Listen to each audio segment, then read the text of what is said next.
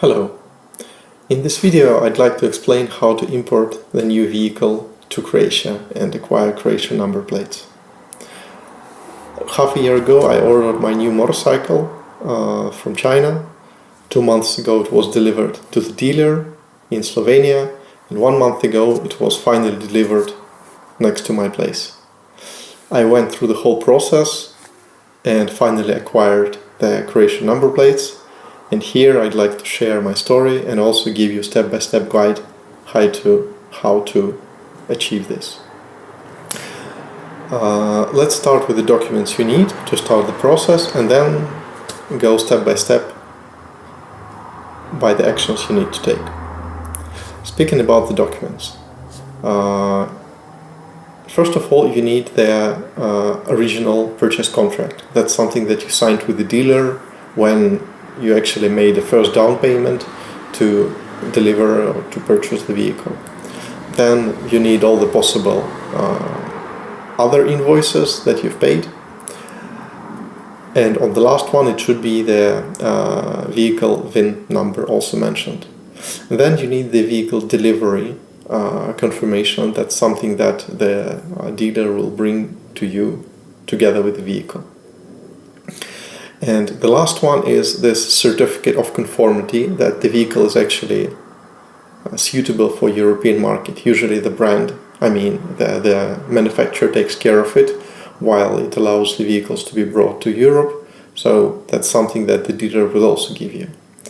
Having those documents in place, your first step is to do the homologation.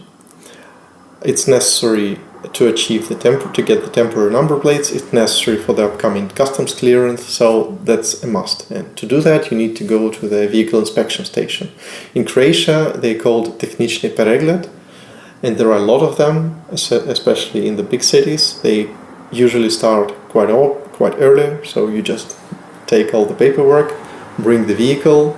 You can either push it by your own hands, you can pull it, you can bring it there in the van, but because you can't really drive it there is not that much of the options left. There are a lot of those stations, so probably it's worth half an hour just some physical exercises to bring it there, rather than paying like 100 euros for the van for the daily rental. Anyway, you give them all the paperwork. You explain that you need to do the homologation. You pay roughly 50 euros, and half an hour, 1 hour later, you will get the homologation certificate. That's great. Steps number 2 is you need to pay the road tax, and then you need to pay the VAT. Because the dealer was selling to you the vehicle as a foreigner, then of course he sold it to you without collecting VAT. So however, you need to pay the VAT to do the customs clearance and to achieve and to get the local number plates. So that's on you. VAT is roughly 25% while talking about the motorcycles in Croatia, and the road tax is roughly 10%. I'm speaking about the purchase price that you have already paid for the dealer. So 25% from that amount.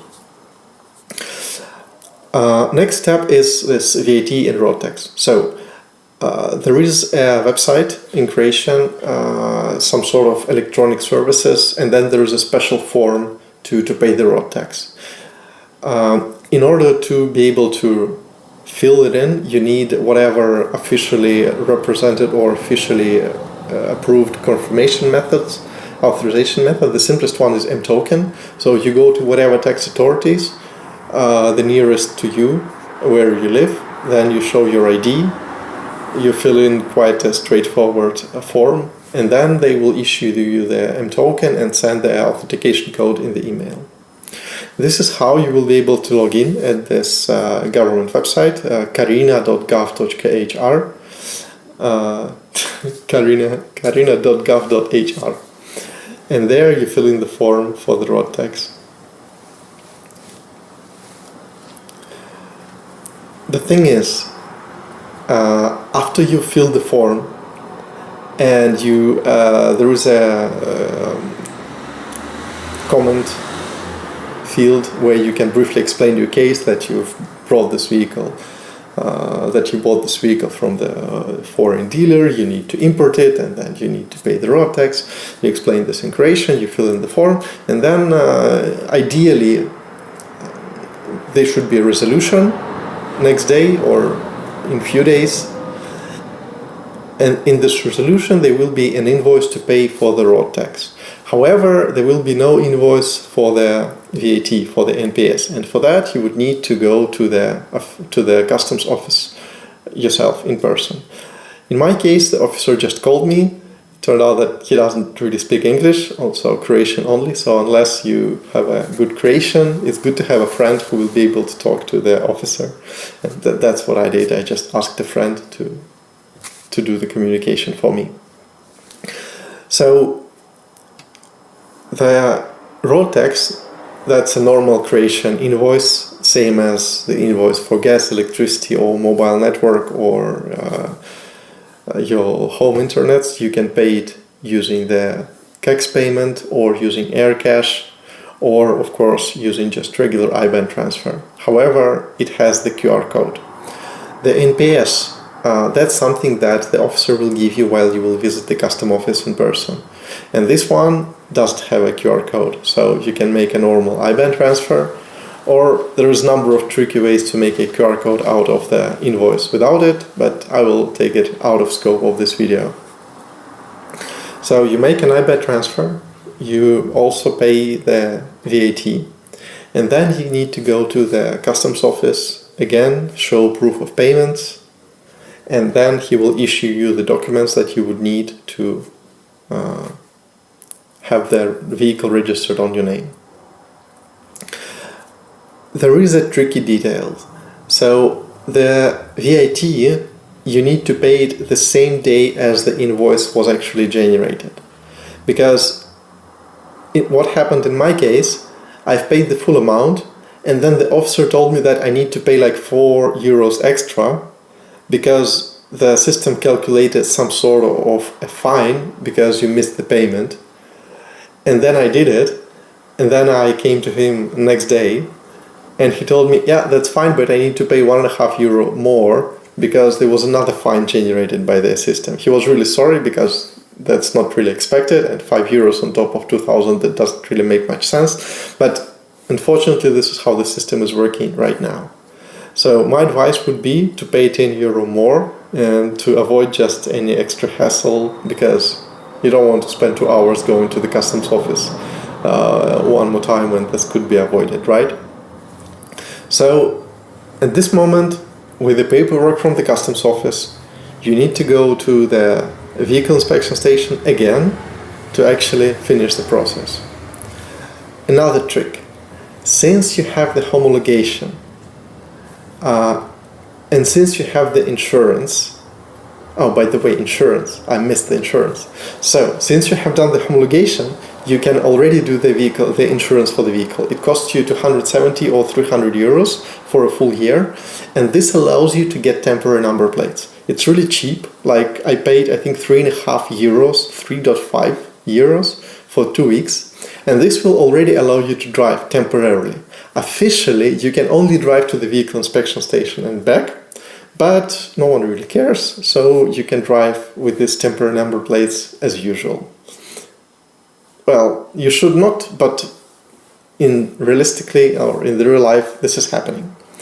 And no one really cares, if I may say so. So, one step back, even before you start all the process with the VAT and with the NPS and with the road tax, you can already get a temporary number plates, and you already can actually drive for a small fee just for the temporary number plates.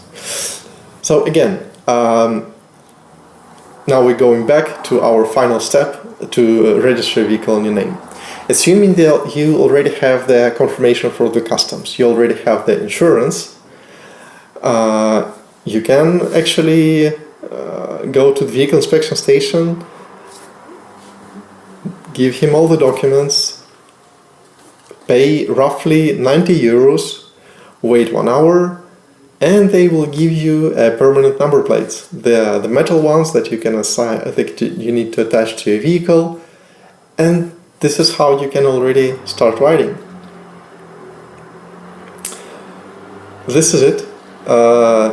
Sorry for slightly messy explanation, but it was quite difficult to put this all in one list. I'll try to summarize it in the end, assuming that you've spent already 15 minutes watching this video. So first, you do the homologation. Second, you make the insurance. Third, you acquire temporary number plates to be able to start driving. Fourth, you fill in the form on the carina.gov.ar for the VAT and for the road tax. Then you pay the already generated road tax invoice. Then you go to the customs office and get the invoice for the VAT. You pay the VAT invoice. You go back to the customs office officer with the proof of payment. You get the confirmation document. Then you go again to the vehicle inspection station, show them all the documents, and then you will get the permanent number plate. Thanks for your patience. I hope it was more or less helpful, and good luck with your process. Enjoy the new bikes. They are really better than the old ones.